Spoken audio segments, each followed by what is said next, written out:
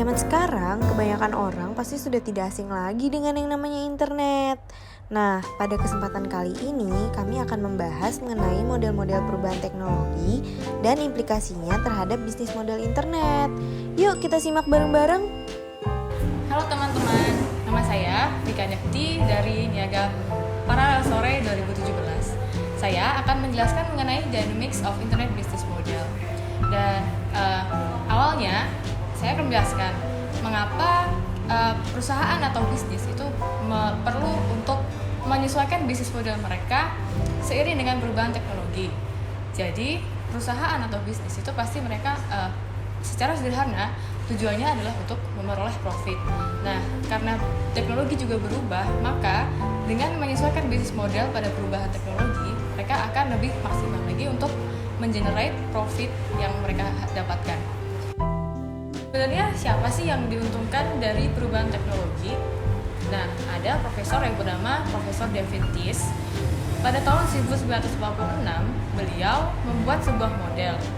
Model ini berdasarkan dari dua aspek, yaitu imitability dan juga complementary asset. Apa itu imitability? Imitability adalah bagaimana produk atau teknologi sebuah perusahaan itu inovasinya mudah ditiru atau tidak. Sedangkan complementary asset adalah lebih kepada kapabilitas perusahaan, baik dari staffnya, contohnya itu kemampuan dalam marketing, kemampuan finansial, dan juga SDM. Tetapi yang paling penting adalah customer relation perusahaan itu. Lalu dari complementary asset ini terdapat 4 jenis perusahaan, yaitu yang pertama perusahaan dengan tingkat imitabilitas tinggi, tapi mereka tidak merasa memerlukan complementary asset. Nah, perusahaan ini akan susah untuk mengenerate profit. Lalu ada tipe perusahaan yang kedua, yaitu dengan tingkat imitabilitas yang tinggi dan merasa memiliki complementary asset. Nah, perusahaan yang diuntungkan adalah perusahaan yang memiliki complementary asset. Sedangkan perusahaan yang ketiga, yaitu perusahaan dengan tingkat teknologi atau produk yang tidak mudah ditiru, tapi mereka tidak merasa memiliki complementary asset. Tentunya yang diuntungkan adalah perusahaan yang memiliki teknologi atau produk itu.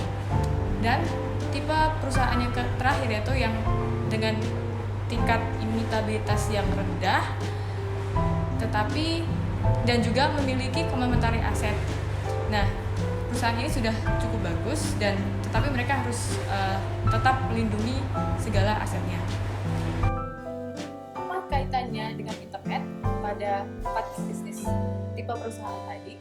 Jadi, pada setiap perusahaan tadi masing-masing akan memiliki strategi yang berbeda apabila dikombinasikan dengan internet. Nah, tipe perusahaan yang pertama itu dengan imitabilitas yang tinggi dan tidak memiliki complementary asset, mereka harus mengimplementasikan strategi run, yaitu dengan mencari informasi yang membantu perusahaan itu lebih berkembang lagi dengan menciptakan teknologi.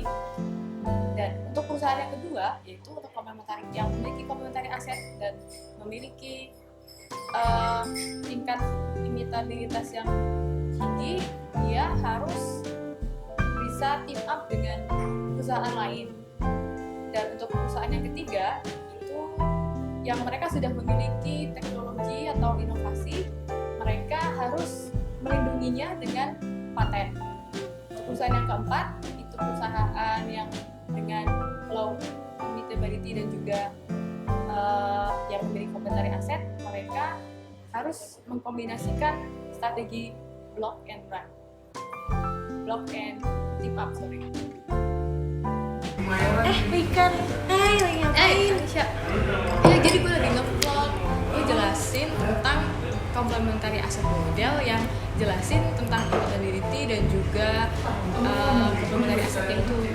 Oh, yang kemarin kita bahas di kelas itu ya? Iya. Lo ngerti nggak? Iya, agak-agak lupa sih, tapi yang ada 5 dynamic model itu kan sih? Nah, itu berhubungan sama 5 model itu. Cuma gue kayak masih baca-baca lagi sih, soalnya gue lupa itu yang tentang 5 model lagi. Lo ngerti nggak? Ingat sih, yang pertama itu yang ada incremental atau radikal itu kan. Ya, jadi kalau misalkan yang incremental itu atau radikal, jadi kalau misalkan yang radikal itu misalnya suatu perusahaan dia bikin produk yang baru dan itu membuat produk lamanya itu udah nggak berkompetisi, maksudnya tidak berkompetisi lagi. Jadi ibaratnya tuh memang beda. Jadi misalnya kalau kayak di coffee shop gini nih, dia sekarang udah banyak bisa pakai QR code. Karena kan kalau misalnya kita biasanya di coffee shop biasa yang dulu sebelum ada teknologi, biasanya kita bayar cuma bisa pakai cash. Jadi kalau misalnya kita nggak bawa cash, kita nggak bisa beli. Sementara dengan adanya perubahan radikal atau model radikal ini, bisa dengan bantuan teknologi kita ada produk baru yang menjadi tidak berkompetisi dengan produk yang lama. Gitu. Adanya produk baru ini yang berbeda dengan produk lama, jadi menimbulkan kompetisi antara keduanya. Tuh, jadi orang bisa memilih antara kedua pilihan tersebut dengan adanya teknologi itu. Kalau nggak salah tuh radikal ada lawannya deh, apa ya? Iya, lawannya itu yang incremental itu. Jadi kalau incremental tuh dia tidak menyebabkan kedua produknya itu berkompetisi. Misalnya kayak kopi nih, sekarang kopi kan kayak kita beli di kafe nih, di coffee shop. Terus tapi dengan adanya teknologi, orang-orang udah bisa beli kopi pakai aplikasi, kayak yang bisa pesan kopi pakai aplikasi itulah, aplikasi coffee shop yang bisa pesan. Kopi mix itu ya. Tapi dengan adanya aplikasi itu juga nggak membuat produknya ini saling berkompetisi. Jadi orang tetap akan beli kopi ini. Jadi nggak akan merubah ke kompetisi produknya gitu. Terus model selanjutnya apa? Jadi gitu kalau misalkan yang incremental. Nah, yang kedua itu soal architectural innovation. Nah, architectural innovation itu gimana caranya suatu perusahaan bisa menyimpan knowledge dari perusahaan ini yang bisa useful, tapi dia membuang yang udah nggak dibutuhkan gitu. Jadi contohnya gimana ya? Lo tau nggak sih contoh perusahaannya yang mengimplementasikan si architectural innovation ini? Kalau nggak salah kayaknya Bluebird gitu ya. Bluebird kan dia transportasi nih. Jadi karena ada perusahaan transportasi yang basis digital nih, dia mulai masuk, akhirnya si Bluebird ini terdisrupt. Nah, agar bisa bertahan, akhirnya si Bluebird ini bekerja sama dengan si startup digital untuk transportasi online, ya nggak sih?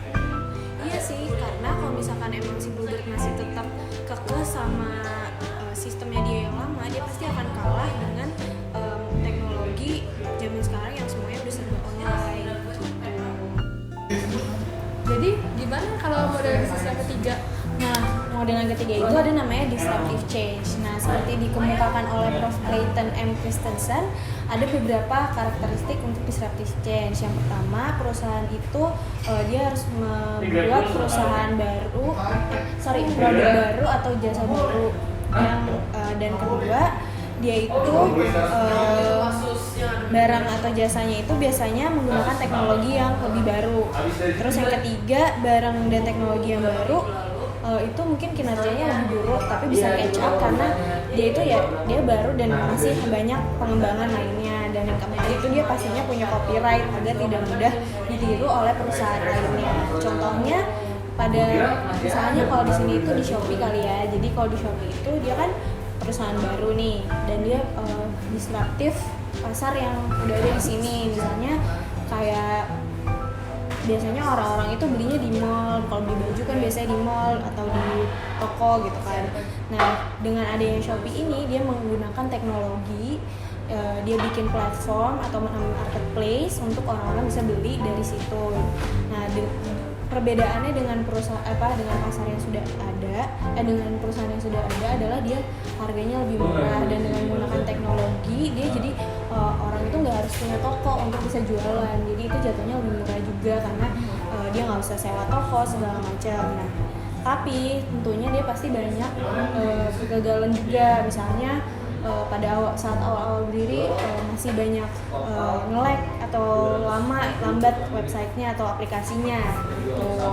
Tapi seiring berjalannya waktu tentunya dengan adanya pengembangan, orang sekarang makin banyak yang beli melalui Shopee karena pastinya lebih mudah dan lebih murah gitu. Pasti lo juga pernah kan beli di Shopee? Ya pernah, kemarin habis 11 nih.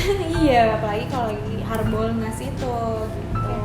Nah, kalau yang keempat itu tentang apa ya, innovation value added chain deh kalau nggak salah. Lo nggak sih tentang apa itu? Nah, jadi setiap produk dari suatu produk atau teknologi itu kan mereka ada value chain-nya nih. Jadi kalau misalnya HP itu nggak cuma HP doang, tapi ada OS-nya juga, ada produsen komponennya. Nah itu tuh untuk dalam suatu perubahan pasti tuh semua komponen itu juga akan ikut berubah untuk mengikuti perubahan teknologi. Nah, kalau yang kelima apa ya? Kalau nggak salah ada teknologi. Iya, namanya. Jadi kalau yang kelima itu teknologi life cycle model. Jadi misalnya dalam satu perusahaan itu yang menggunakan teknologi pasti kan karena dia baru, pastinya dia punya ada 3 tahap dalam pengembangannya. Yang pertama itu fluid cycle. Nah, fluid cycle itu ibaratnya kayak tahap pengenalan, tahap gimana si perusahaan itu masih mencari-cari. Jadi misalnya kayak Gojek aja nih, dulu pertamanya itu kan dia permasalahannya karena macet di Jakarta. Nah, dia mencari nih apa yang bisa dilakukan untuk mengurangi kemacetan itu dengan menggunakan teknologi tentunya. Jadi yang kedua itu ada tahap transition, di mana orang-orang sudah mulai mengetahui dia tentang produk ini dan juga perkembangannya sudah mulai dapat dilihat dengan misalnya revenue-nya atau jumlah guna kalau misalnya di Gojek gitu. Jadi dari tahap transition itu orang-orang udah mulai menggunakan teknologi untuk transportasi online. Yang ketiga itu tahapnya mature atau stable.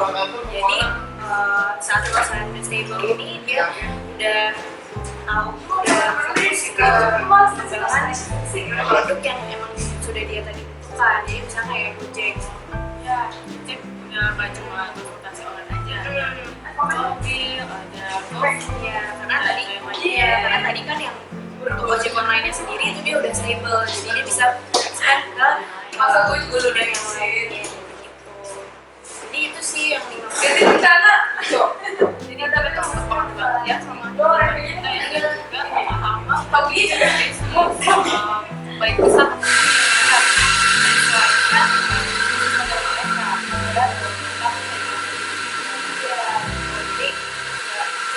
walaupun besar, tapi kalau dari zaman dengan menggunakan internet dan teknologi, pasti juga tentunya nggak akan bisa survive sampai sekarang.